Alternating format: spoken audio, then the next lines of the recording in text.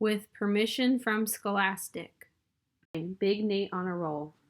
Unless you're one of those pencil necks going to the Olympiad, you're probably like me. You try to avoid math at all costs. But sometimes math sneaks up and smacks you in the face. Here's what I mean. Since I spent all that money at the coffee shop, selling 20 comic books for $5 a piece doesn't equal $100 anymore. It equals $66.08. That's only enough to buy 8 wall hangings, not 12. I need to do better than that to catch Arthur. Maybe I should sell them for $6 instead, or 7. But will people pay that much for a comic book? I know, I'll ask Gordy. Gordy has an after-school job at Classic Comics in the mall. He's also Ellen's boyfriend. Dude, what were you thinking? Who cares about those silly old comics? Let's talk about me. Gordy, yuck. But except for his putrid taste in girlfriends, Gordy's pretty cool. And he's a total comics expert. If anybody can answer a comic book question, he can. Gordy, my man. Nate, I was just about to call you. Gordy fact number 1. He can draw with both hands at the same time. It's not easy. Try it. We just got the new issue of Femme Fatality, and it's incredible, he says. I saved you a copy. Thanks, but I'm not buying today, Gordy, I tell him. I'm selling. Nate's Comics Crack-Up? It's my own original comic book, I announce. He flips through it. Mighty impressive, he says approvingly. Do you think people will pay $5 for it, or 6? He kind of grimaces. I'm not sure, Nate. That's pretty steep for a self-published book. But it's a riot, I point out. Can't we put it on display and let the customers decide? I have to get my boss's okay to do that. Let me ask him. Gordy disappears into the back room while I stay by the counter. Then I notice a guy over in the corner, a big guy, a big, hairy guy. There must be a caveman convention nearby. What do we have here? Stop, or I'll pop.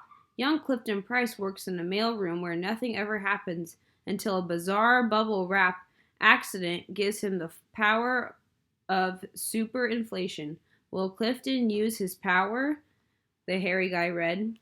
He's talking to himself as he pulls some books off the shelves. Okay, that's a little weird.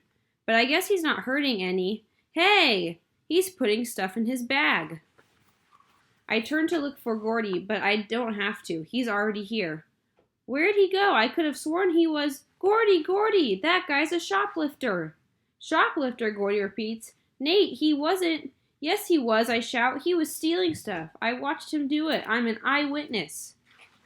I know a crook when I see one. Shh. Gordy holds up his hand like a stop sign. Nate, he whispers, that's Wayne.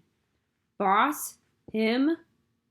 That's your boss? The guy who made a wrong turn at 1 million BC? He was just getting rid of some stuff that hasn't been selling, Gordy says quietly. Whoops. Major whoops. But how was I supposed to know that? You've got to admit the whole thing looked pretty suspicious. Sorry about that, mister, I say. Captain Caveman looks like he's getting in touch with his inner Godfrey. What's he gonna do? Pull out a dinosaur bone and club me over the head? And yes, I know caveman and dinosaurs weren't alive at the same time. It's an expression. I'll be right back, Wayne. Nate, I think you should leave now. But what about my comic books? He fishes into his pocket and hands me a 5. Here, he says, I'll buy one. But you'll have to sell the others somewhere else. Sorry, Nate. Oh, come on. I can't walk around ringing doorbells again. That takes too long. There's gotta be a better way to find customers. Duh, Earth to Nate, you're standing in the middle of a mall.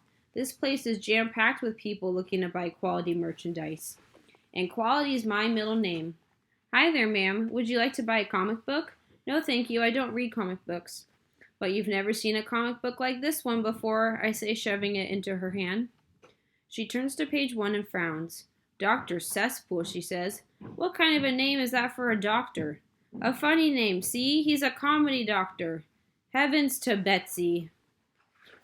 She hands the book back.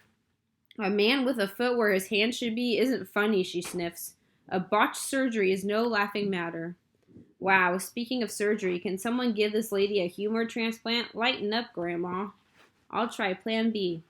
Mister, I'm selling a collection of hilarious comics for only $5 or $6. Check out this one, I say, flipping the pages. It's called Momentum, Hollywood Stuntman. The guy doesn't say anything. He just starts reading. I watch for a reaction. Hello? Is this dude even alive? How could anybody read Momentum without having some sort of... Oops. Hold it. He's about to say something. I don't get it. That's it? I offer him a chance to read a comic masterpiece, and all he can say is, I don't get it? There's a lot that you don't get, pal. Exhibit A. You're wearing socks with your sandals, which officially makes you a member of the Dorkiness Hall of Fame. Included in this Hall of Fame is Star Trek groupies, poodle stylists, hall monitors, and annoying classmates.